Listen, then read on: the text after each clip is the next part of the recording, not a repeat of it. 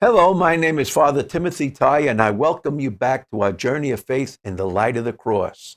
In this section, we try to give overviews to pull together the material we did in the first 228 segments. So I thank you so much for joining us. We look up on our screen and we see the theme for our first overview. Babylon's exiles felt the temple's destruction so changed their world that they had to form a new Judaic life. And the experiences of the first exiles so paralleled those of Moses and Joseph that they felt prepared by God to edit the law in one spirit with Moses. We go on to our next screen and we read. The first exiles in 597 were Judah's talented tenth, who were highly educated like Joseph and Moses. This meant they knew languages to make trade treaties to multiply Judah's wealth.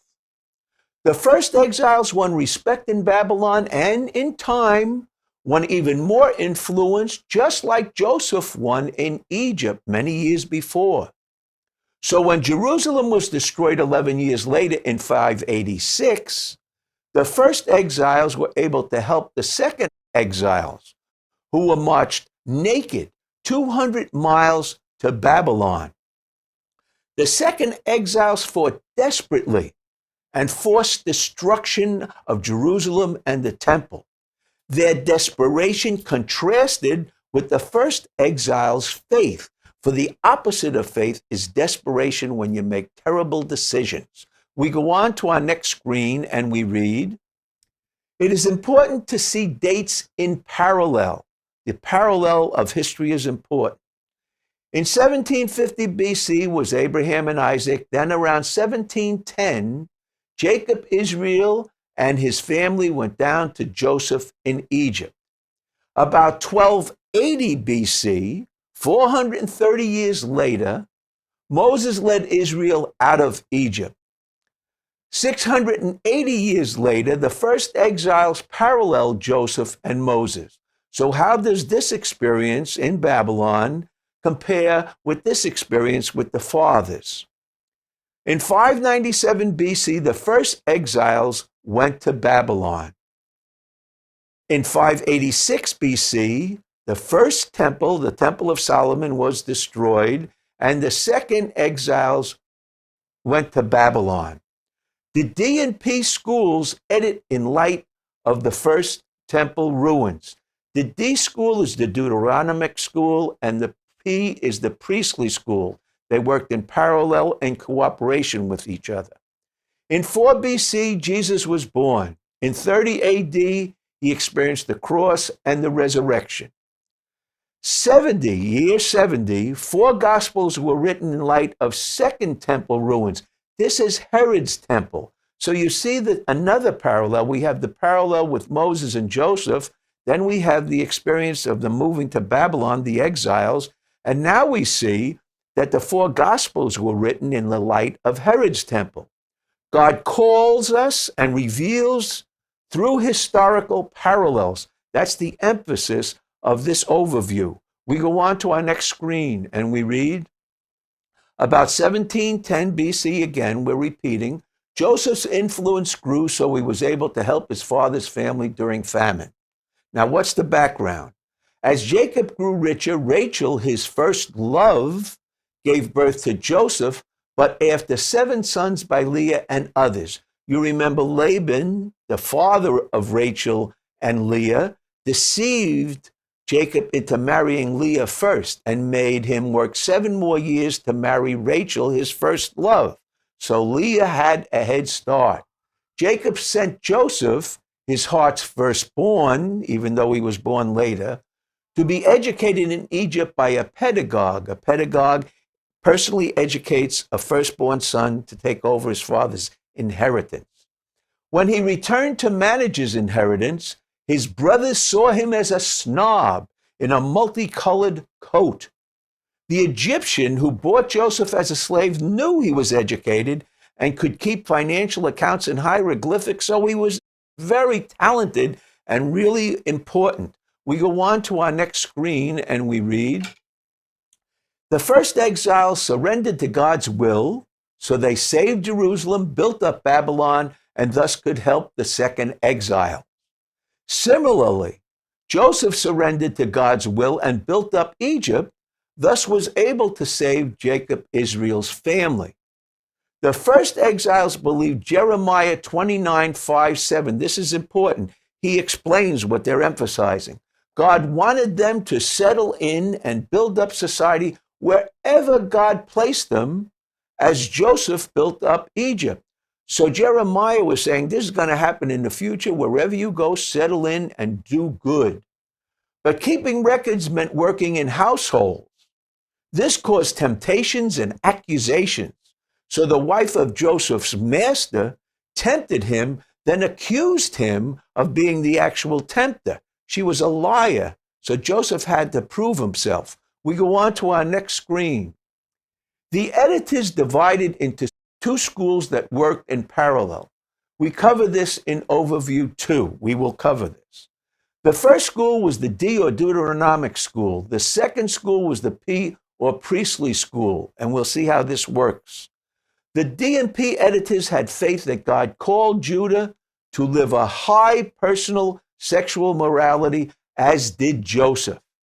The D and P editors identified with Moses as a lawgiver, whereas Joseph, as Abraham and the other patriarchs, lived by faith, not by law. The D and P editors believe God worked through them in a parallel way to raise up a second Moses to free Judah. So they had faith in a personal God, but they also needed law. We go on to the next screen. Both D and P emphasized the work and call of God. God educated Moses to receive the law. God's plagues freed Israel, so Moses could accept the law on Sinai and fellow Levites could enforce it. Freedom was not won by human effort. See, the second exiles got in trouble because they depended on human effort. God had Pharaoh's daughter adopt Moses so he would be educated with Pharaoh's sons in law. God did it. And skills to manage slaves and increase Egypt's wealth. We go on to our next screen and we read, so God educated the first exiles 700 years later to edit and educate Judeans so God could raise up another Moses to free Judah, to return to Jerusalem, rebuild the temple, and build up Judah's prosperity. We read from Moses in Deuteronomy 18:15, the Lord your God will raise up for you a prophet like me from among your own people. You shall listen to such a prophet. When Moses killed an Egyptian for beating an Israeli slave, he escaped into the wilderness. This is very important how God works. We go on to our next screen. Moses prayed as he pastured sheep about how the yoke, Egypt's law, broke down Israel, in contrast to how a law of God would yoke Israel and lift up Israel into one life-giving flock.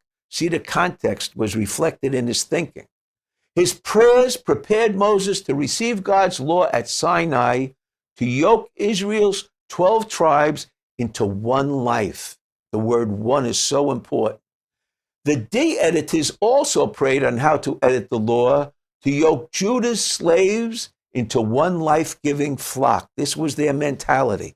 We go on to our next screen. The second exiles were the talented 20%, so they were the next 10%, and punished for defending Jerusalem so desperately they exhausted both the temple's wealth and Babylon's wealth. That's why they were punished. The first exiles felt God called Judah to heroic observance of his law and not to desperate fighting that revealed a lack of faith in God's saving power. You're depending on your own efforts or on God's saving power. The D editors had to edit God's law to yoke all the exiles in one life apart in an urban wilderness. An urban wilderness is like New York City or Chicago or LA. People enter it, it's overwhelming. It was God that freed Israel from slavery, and legal observance would help God free Judah. So you come into a city like New York or Chicago and it feels overwhelming wilderness, but after time, you see how the laws work out. We go on to our next screen.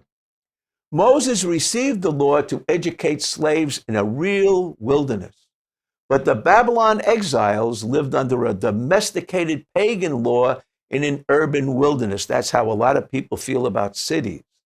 D had to edit God's law to help Judeans live in the pagan wilderness of Babylon City.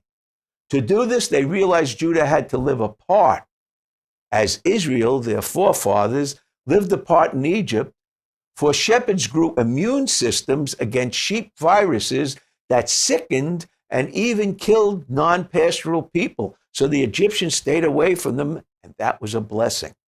Exiles realized they had to withdraw into ghettos. This began the Jewish ghetto. We go on to the next screen. The D&P editors did not hide their editing, for they believed the new Judaism paralleled and was at one with Moses' teaching from God. So they were very confident. So priests edited Exodus, but were true to the basic teaching of a journey in the wilderness, where Moses could establish God's life-giving order, even in a true wilderness. Deuteronomic editors were faithful also, but second law was intended for an agricultural and urban economy, the book of Deuteronomy. The D, or second law, demanded a more heroic personal morality in God's love, the Shema prayer, you shall love the Lord your God with all your heart, mind, and soul personally. We go on to our next screen and we read, the second law, Deuteronomy, became the book of Judaism, much more than the Exodus. So the exiles looked to an anointed to deliver Judah. They thought it happened strangely in 540 when Cyrus the Great defeated Babylon and freed the Judeans to return to Jerusalem. So about 49, 50 years later, they were free to go home. So Cyrus was called the Messiah, the anointed. Messiah means the anointed. But rebuilding the temple went so badly, they soon realized that he was not the Messiah.